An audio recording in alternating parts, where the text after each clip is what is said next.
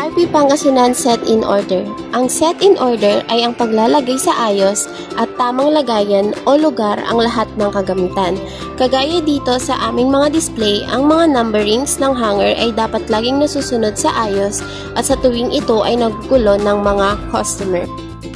Siguraduhin natin na laging naibabalik sa tamang pwesto ang ating mga display upang hindi ito magulong tignan ng mga possible clients natin.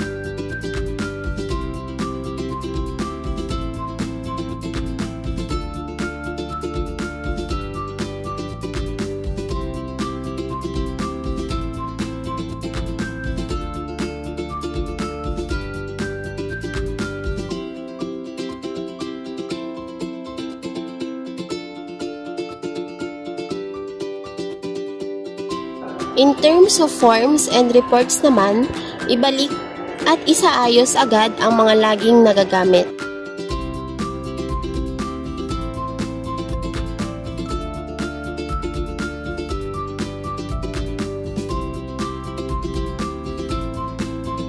Siguraduhin na may mga nakalaang lagayan ang lahat ng forms used at unused man ang mga ito.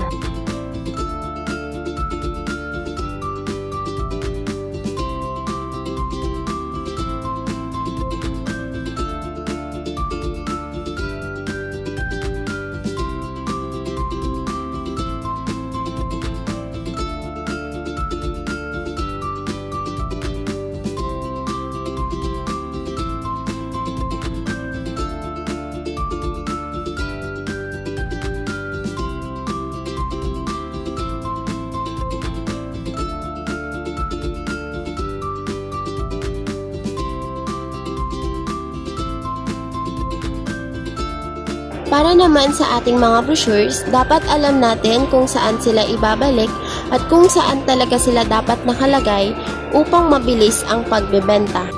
Kaagad nating nalalaman ang kinaroroonan ng booklet depende sa pangangailangan ng mga customers. Isa sa kadalasang nagiging suliranin sa bawat trabaho ang mga maliliit na kagamitan kagaya ng gunting, tape at iba pa na kalimitang laging nawawala pag kinakailangan. Palaging lagyan ng mga pending labels ang mga orders na tapos na at ilagay sa pending area upang mabilis na mahanap kapag for pickup na ang mga ito. Sa ating DTF machine at supplies, napakahalaga na laging nailalagay sa tama ang mga supplies at namomonitor upang maiwasan na maubusan at hindi maalintana ang produksyon sa ating trabaho. Kaya siguraduhin laging ibalik sa tamang lagayan pagkatapos gamitin ang bawat ginagamit nating mga kagamitan.